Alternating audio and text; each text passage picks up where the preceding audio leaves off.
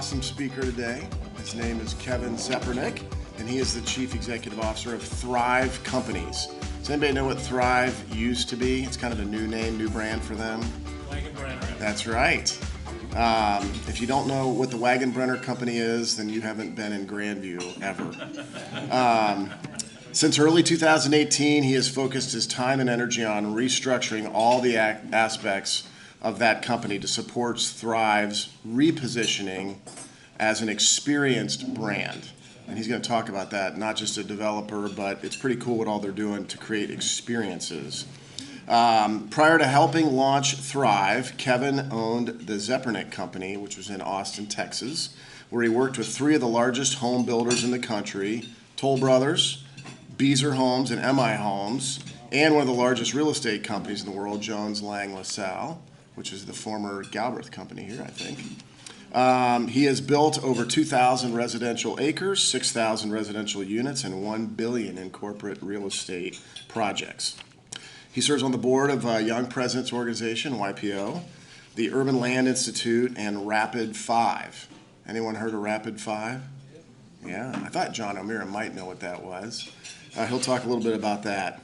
And a big donation that Thrive just made. He has a political degree from Princeton University. But now for an item about Kevin that's not in his bio. Just like to see if he has the same haircut, if he gets a little shiny right now. Kevin has a flair for musicals. Musicals, especially with Hugh Jackman in them. So I wish I could sing the song from the Barnum and Bailey song, but I can't, so I'm not going to. But help me welcome Kevin Zepernick to Columbus Rotary.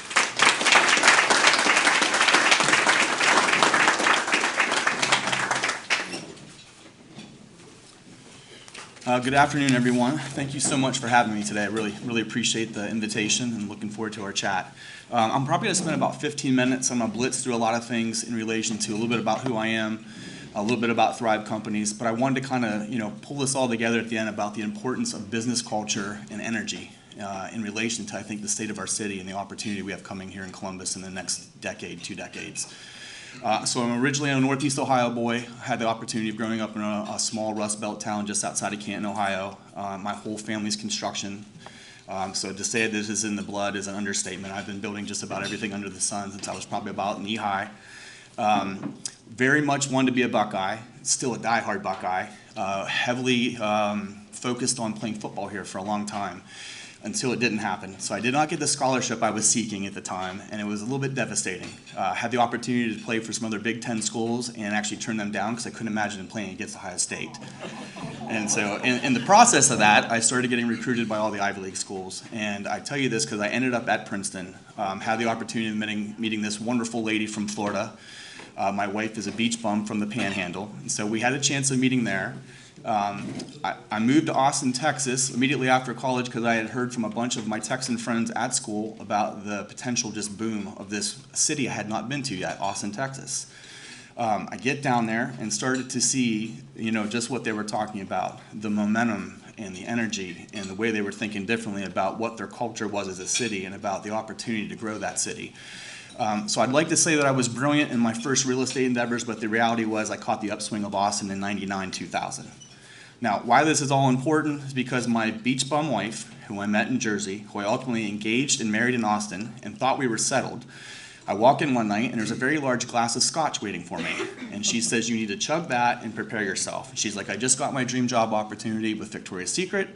I want to move to Columbus, Ohio. You've already talked about opening up a second shop. Why don't we do it there? And I'm like, okay, and what's the time frame? She's like, I have to give them an answer tomorrow, and I have to be there in 7 days. Was your okay answer before or after the scotch? It was going to be okay in both ways, okay. But the scotch helped it. And so, we moved here. She moved about 2005. It took me about an hour, a year and a half to transition fully.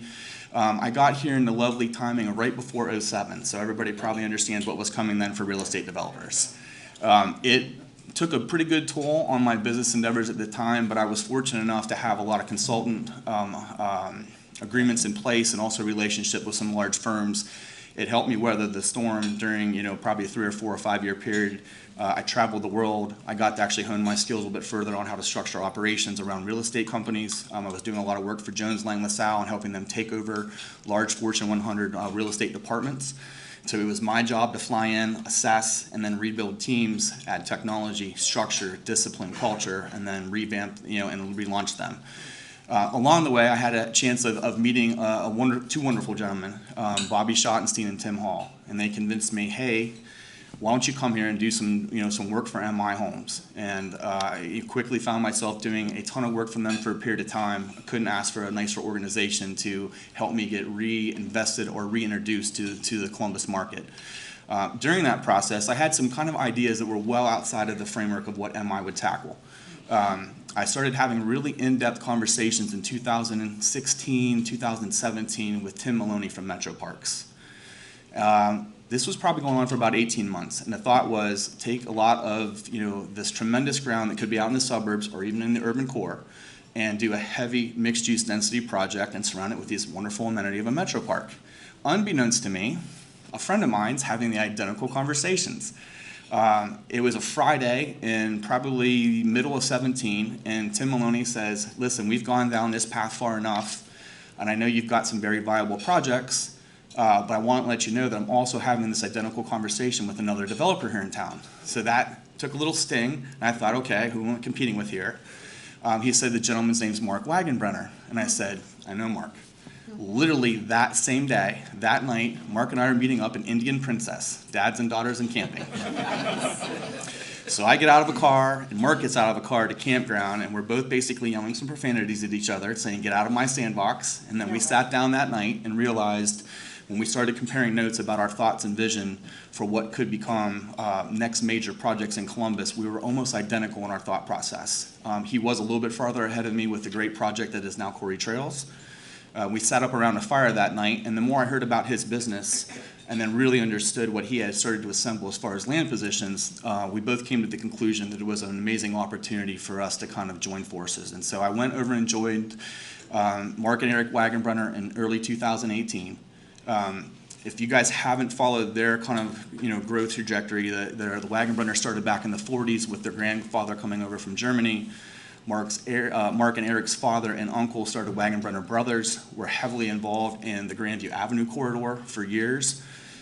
In the late 90s, Mark and Eric and another gentleman basically branched off and started Wagenbrenner Development, and they really started to specialize in brownfield development. They got really good at understanding how to command and to achieve local grants, state grants to clean up these very challenging sites. What comes with brownfield development are very, very large land positions. One of the things that Mark shared with me when we started talking about the potential of me going over and joining a shop was, we've got all this ground, we're moving probably at a pace of, on a scale of 1 to 100, at a pace of 1. And it wasn't because they didn't have great partners. They have great partners in the city like Daimler, Elford, Brasili. They've done work with all of the guys here in Columbus, and they are tremendous companies. But when you tackle these large sites, if you don't have full alignment, constant full alignment, it's hard to move quickly. And when you have a couple $1 billion land pipeline, is what we're sitting on right now, it's hard to get through it when you're moving at a scale of 1 when you should be around 100. So it became pretty apparent that we were going to do two things. We were, one, going to become a fully vertically integrated company, and we were also going to rebrand. So we started texting back and forth literally even before the day I walked in, day one, into his shop. And we came up with the name Thrive to basically to evoke what we were hoping our culture would represent and also what we could do for the city of Columbus. And it just stuck. It was kind of a common name, and so we had to come up with a unique URL to get the website. I think it's thrivecos.com. But we realized quickly that we had something special in how we wanted to shape our endeavors. And then we went to work on fully vertically integrating. And so in January of 2018, we were a shop of 12. We just passed 140 yesterday. We will probably add another 100 in the next 18 months. And honestly, right now, with the trajectory of Columbus and I think what's coming here, there's probably no insight to our growth if we really want to continue to grow and take on new challenges. The vertical integration gave us a couple of opportunities. It does allow us to fully envision and execute on these large, complex sites, and that is probably the most important part of our business model, is that it has to be cohesive. When you get into shared parking models, and so we do a lot of structured parking, and we share parking between office users and residential users, and then we try to insert fun amenities. There's a lot of dynamics at play there that if you were separate entities, tackling things as separate projects, they become competing interests. And so when we pulled everything in under one umbrella, we obviously kept our front-end development arm. We have an environmental company. We started a full general contracting arm of the company, which now is really, really moving like a freight train. We've got some of the best and brightest people in the city helping us execute our construction. We have a title company. We have a realty company, so we do all of our own for-sale product under our umbrella. We started property management. We brought a gal in that used to run Forest Cities property management out of Cleveland, and she's exceptional. She's just been doing tremendous for us, getting our new projects launched and up and running. And then we're moving into something that's not quite entirely unique, but maybe a little bit of a different approach. We have an entire back end of our company right now that we are calling an experience division. And so we're launching a wellness division run by a great gal named Emily Lasco, and she's coming in and programming our entire sites, including all the running of our gyms. But we're getting into nutrition and what we're calling wellness sites outside the walls. We're doing a lot of programming where we're running people through parks and taking them on morning yoga trips and things of that nature that are great amenities for our residents and for our office users.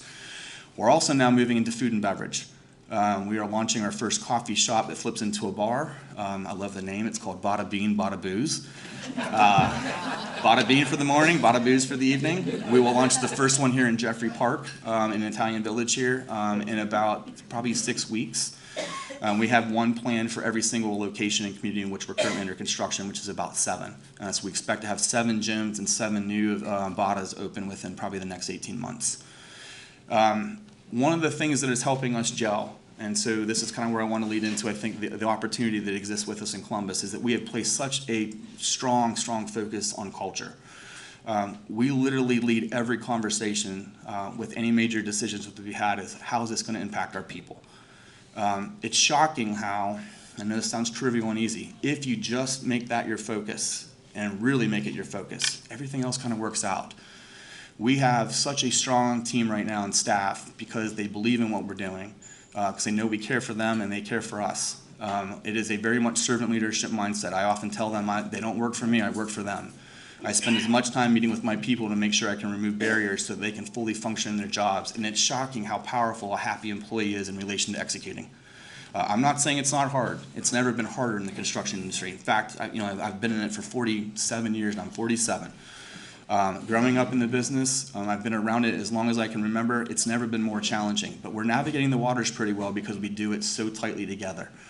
The culture just doesn't, it can't just be about our people. And so we really take a vested interest in a lot of our third-party partners, contractors, vendors, engineering consultants, architectural consultants, and we really dig into is our relationship with them healthy for not only us, but for them.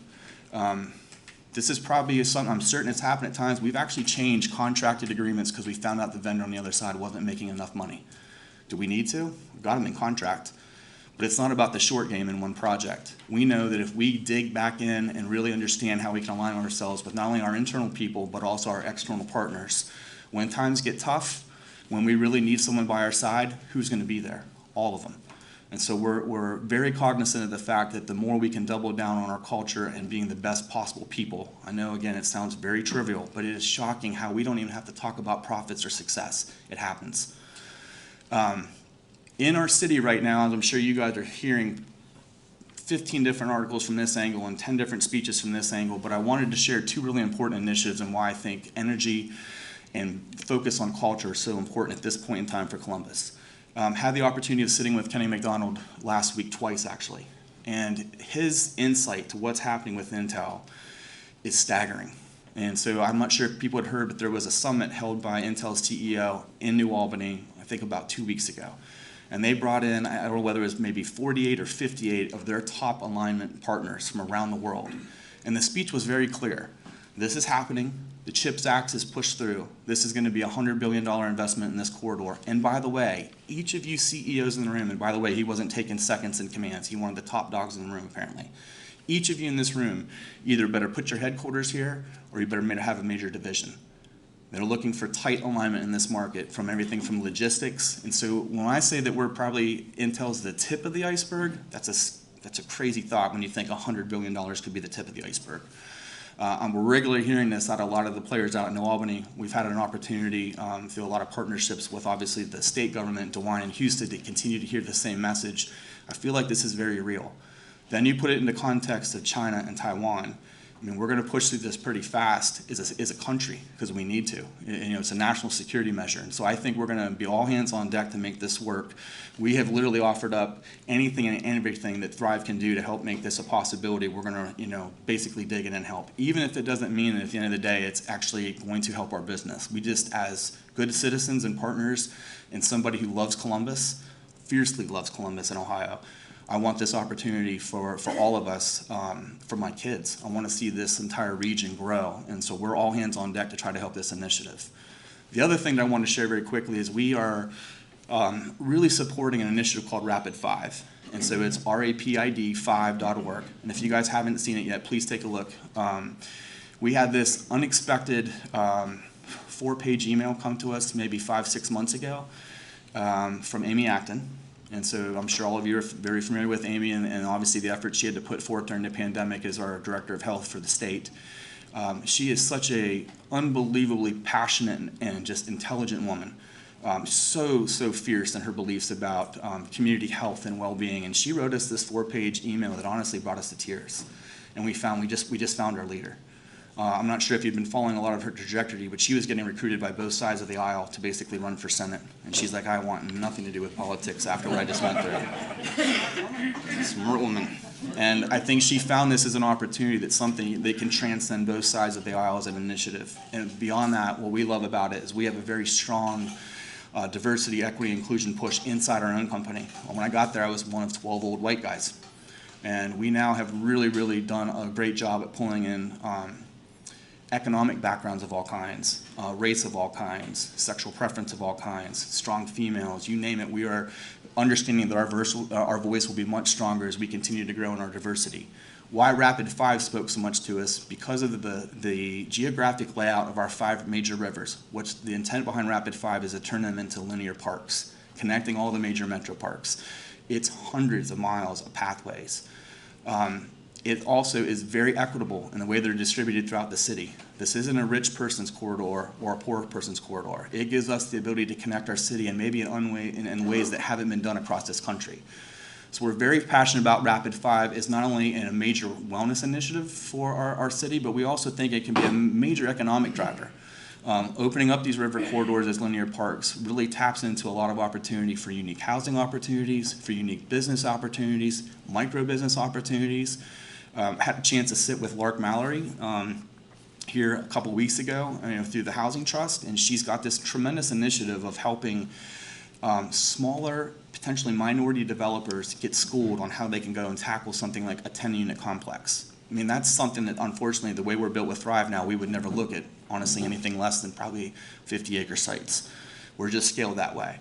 But she's understanding that with Rapid 5 coming and Intel coming, that all these infill pocket opportunities, this park system might not just be the greatest green space in the country, but it could be one of the largest economic drivers. Why I get back to this is I think we're at this point in time in Columbus where there's so much mojo as a city going here. Every single one of my friends, who a lot of them play on the coast, and they would just fly over me, have been here in the last year, and they first feel Columbus for the first time themselves, and they're like, wow, we had no idea how much just greatness this city already possesses.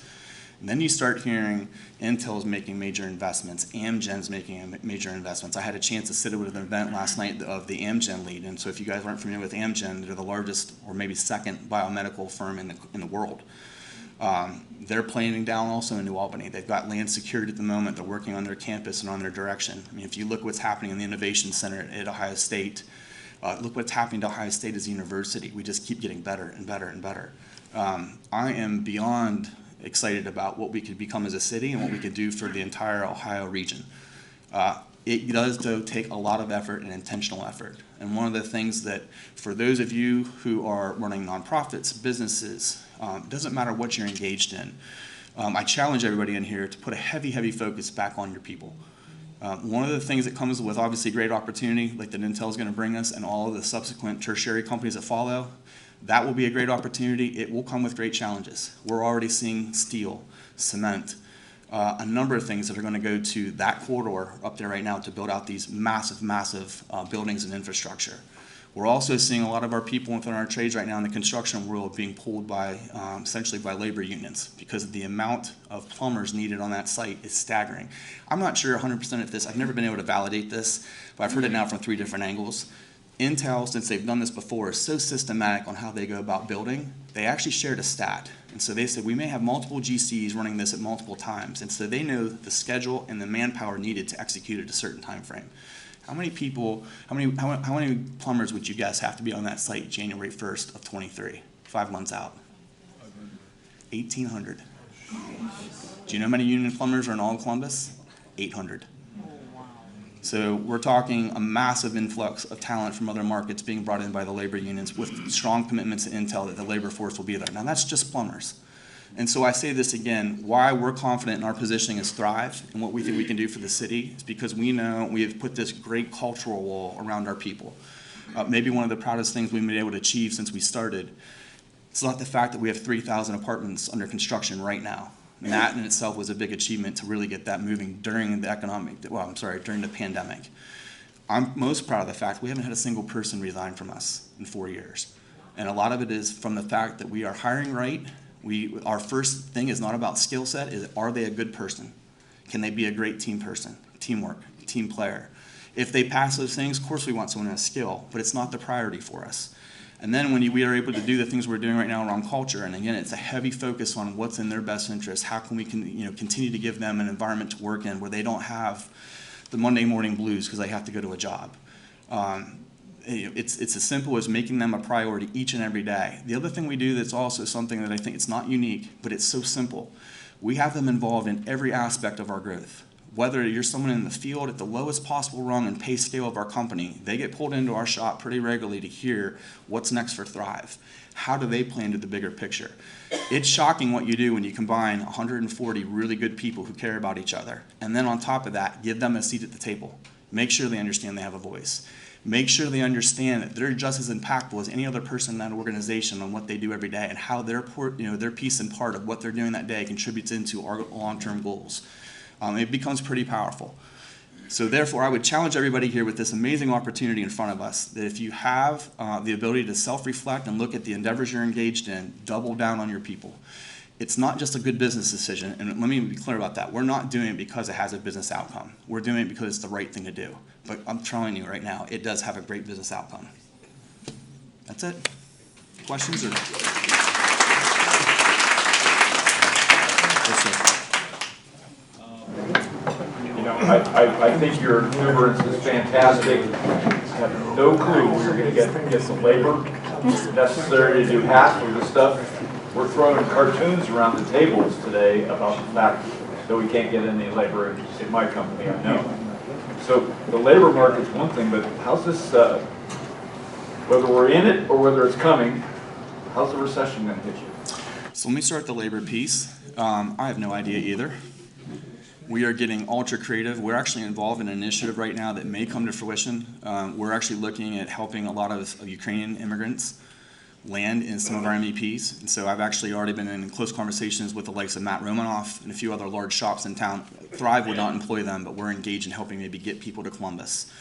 We're working with a couple of settlements houses here, so we understand how to get them housing, but we can immediately inject them into a training program that would give them meaningful jobs here in a year.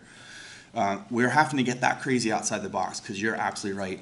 I'm not sure if there's anything that terrifies me more than the lack of, and I hate to say this because I still think we're a completely strong country, but our grit's falling off a little bit, or a lot. I did not grow up in an environment where you had the opportunity to kick it. Like you got up and you hunted every day, period. I was up in the dawn, I worked with uncles and cousins and stuff, and we're trying to instill that in my own kids. I'm not seeing that from the entire younger generations yet, and I'm really hoping that we can maybe make some investments in stronger maybe marketing of our trade schools, showing people that there's really great value in becoming a trade today. You can make a great living, you have change of scenery, a lot of times you're outdoors. I think we need to do a better job as a region, as a country, selling that a little bit more. Still not sure if that will help us yet. The second piece, I actually am welcoming a recession. That sounds strange. I think we're insulated a little bit here in Columbus. I think our demand is going to be off the charts because of the influx of jobs and stuff that's coming. I actually want a recession because I need to cool the demand in other parts of the country. If I can do that, I know I can then benefit from hopefully cost reduction and pricing coming down. We're seeing it a little bit right now. I mean, the market for single-family homes right now is off significantly. And as that fades, and we know our growth is still going to be strong, I'll give you a perfect example. We opened up one phase of one project we did about 60 days ago, and we took 100 leases in 47 days. The demand is so insatiable that I think in this market right now, a recession actually might be beneficial for us. Kevin, I appreciate your comments about culture and the movement of your company. I think that's wonderful. What about the state of Ohio's culture? And many of you in this room probably are going to say, Larry, sit down. We don't need to hear about the politics. Politics is into everything. And this morning I heard 13 minutes out of a 43-minute New Yorker magazine article about how radicalized our state of Ohio politics are. And I say things like abortion, where the majority of this state believe we have a bad law. I say things like guns and our governor. So what do you as a businessman, I've often thought that the churches of our country do not speak up enough about the quality of life and loving our brothers. Sure. So what do you as a businessman think we should be doing? The Jamie Dimons of the world, I've heard speak up. Yeah. But I don't hear many Republicans speak up about what's happening. We're the second most gerrymandered state in the country. And I agree that Democrats have done it before. But we're getting way too far to the right. And what do you, going forward, expect to do for your employees to change this way we're going in the state of Ohio? So that's a very complex and great question. So I will try to answer this very quickly from our perspective because we've actually been confronted with this a lot lately. First and foremost, I firmly believe this. Social media, and I know this is another Netflix documentary, is absolutely killing us because it magnifies the loud voices on both sides. And I think, honestly, if you still talk to most people that you know, I bet you 80 to 85% of this country sits towards the middle. And we get polarized and ripped apart by all these hard rights and hard lefts. And I won't even tell you on which side I'm at. I'm honestly much more in the middle. I'm watching it with my own company. We're getting, like I said, we're getting very diverse. I cannot tell you that between age and the brackets of age, backgrounds, there's so much diversity inside our walls now. There's no way I could ever get a single message out to the whole company that will make everybody happy. We ran into a couple of things here in the last couple of months that were probably maybe one of the most challenging things I've had to do as an executive in my entire career. When Roe v. Wade came out, we watched a lot of companies go on the offensive, or I don't want to say offensive, but they wanted to go public quick with statements, which I was perfectly comfortable with. And we also had a lot of people in our company that thought that was the right thing to do. We play a lot in our world with both Republicans and Democrats, and we didn't want to insult anybody by being a hard stance. However, what we did is internally, I sent a communication to the entire company and saying if the females in our organization need assistance around reproductive care, we're going to assist them. And if you are a hard believer, as I am probably falling on the side of the religious side that maybe doesn't support abortion as much as maybe others do, that's okay. I'm not asking you to basically partake in supporting a female if you're against something that we're about to do, but we are going to do it. We have the same approach with Pride. We probably have 15 or 16, and I always butcher this, LGBTAQ+. I think I'm getting closer. But I'm very proud of the fact that we have some diverse elements there. We have a lot of other individuals within our company that don't support those efforts. That's just not something they religiously believe in. And I said, that's perfectly fine, but you have to understand we have 15 or 16 people in our walls that need our support and our love. And whether I even believe in gay marriage or not, again, I won't even publicly make those statements, but I guarantee you that if one of those individuals came to me and needed something, we're going to support it. So I think, it's probably a way of dancing around the question a little bit. And again, it gets back to my point. If we just probably wake up with a little bit of kindness and empathy, sympathy, intentional reach out to your neighbor, I'm hoping we can overcome some of the noise. That's, that's probably a very lofty way of trying to tackle it, but I think that it gets back down to us all in this room being good people and trying to find common ground.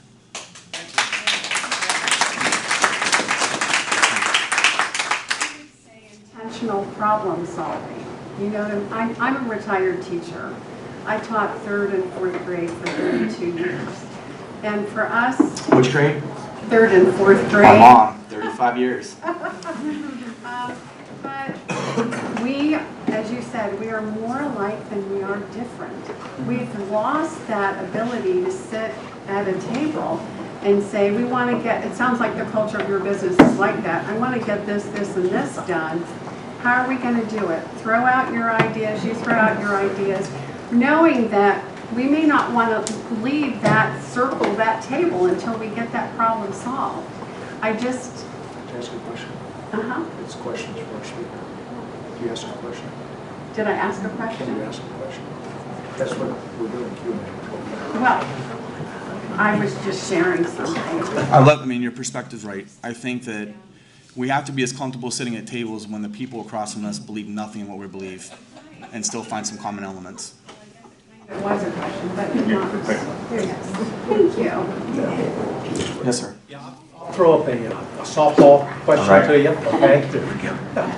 But first a comment. I'm a neighbor of the Quarry Trails area and really love the partnership that you guys have together with Metro Parks and the development that you're doing out there, as integrated as it is. There's a lot of open dirt. Yes. I know you're moving a lot of open dirt right now. I'm just curious when you're expecting to open the next phase of housing on that property site. So we currently have, if you guys haven't been, by the way, to Quarry Trails, please visit it. It's, I think it could potentially be one of the great projects in this country, and obviously I'm biased, but we have spent thousands and thousands and thousands of man hours planning out this project, including we have visited 4 other markets to see things that we wanted to adopt, tweak, refine, to put into this project. Metro Parks has been a stellar partner in how we have to coordinate. As you guys, if anybody's in real estate, butting up 2 major initiatives like this takes a tremendous amount of coordination from just one basic thing, grade. How do I match up that hill to this hill? How do you build that road when I need to be down here? And so our partnership with them has been pretty amazing. We have phase 1 underway today, and so this will be one of those parts, I probably shouldn't share this much information. During the pandemic, when we knew we had to grow, we didn't know the pandemic was coming, we were in full growth mode. And so what happens for people in growth modes of companies? You burn money like crazy, because we're hiring and staffing and planning, and then the revenue kind of comes a little bit later. We knew from being a small shop that hadn't self-performed anything as far as internalized everything, we needed credibility. And so I wanted to move like a freight train. And I'm like, guys, we need to make a big splash with how we execute. We need the attraction of our trades and a vendor base to support us, because we're going to need a lot of people moving forward with our ambitions. And we also need to have the attention of banks. And so we went and did something absolutely insane right before the pandemic started, which we didn't know was coming. We started 7 phases at the quarry. Most people are like, why wouldn't you start 1? We didn't have roads in. We had no infrastructure, no pipe of any kind. We had barely finished grading. And we started 7 separate phases simultaneously by doing nothing more than taking a control pin off of Treby Road, putting stakes down the ground, and we started digging. It helped us get a lot of momentum, during a time where a lot of people were hunkering down, figuring out what was coming in the world. And we actually put the pedal through the floor. We just didn't push it down a little bit. We went through the floor, and we just started accelerating everything. Now we're seeing it's really paying. We are still in phase 1, which is 80 acres, and it's the southern part of the quarry. It is the main entrance off Treby. We've already sold out of every for sale product we've already built with no models, which was shocking. And so it's such a different type of product, we thought we had to come heavy with a model court, and we haven't opened it yet. And we've already sold out of block 1. We'll reopen sales probably here in about 3 months for the balance of it. But once we get to the south, which is 80 acres, which I'm thinking will probably take us the next 3 years, there's an entire north section as well, which is currently still being mined for aggregate by Shelley companies, and we're working on helping them relocate. But we've got some really ambitious thoughts for not just additional mixed-use development efforts to the north, but the Metro Park will expand by probably another 300 acres.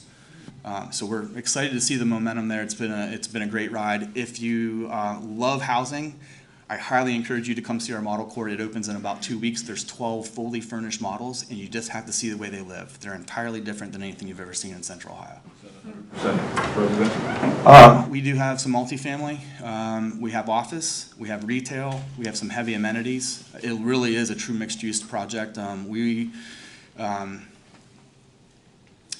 I'm not even sure what the exact unit count we'll be targeting when it's all said and done, but it could be a city into itself when it's completed. I mean, there's just that much probably that we think we can attract to the area. We're really working heavy right now on the regional infrastructure, working closely with the city in Upper Arlington, Hilliard, the county on how, when you put such a large project down right in the middle of growth, how do you handle all of the auxiliary roads? And we've got some pretty unique things happening to hope we can, relieve a lot of the pressure we'll bring to the corridor. Kevin, this will be our last question. Sure. This is a three-part question, but I'll get through it fast. There are two kinds of problems you encounter in life: the growth problem and the liquidation problem. Which one do you prefer? We know the answer to that. The second one is somebody who has convictions can help lead to the middle, and that's something we need in this country desperately, as Larry talking about. And the third one is doubling down is a good idea. You see that thermometer behind you. Here's a challenge to everybody. Steve, I'm not going to pull the scholarship I'm funding, but I'm going to double down and put it into what Scott has asked me to do. And I challenge everybody else here to join me, if they can, doubling down to make that thermometer get up there. Great. Miss anything? Good? All set? Thank you.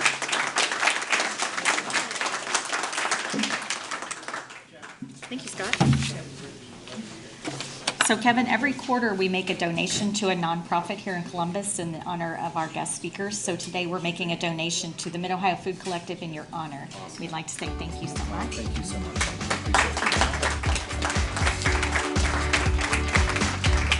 Thank you for your time.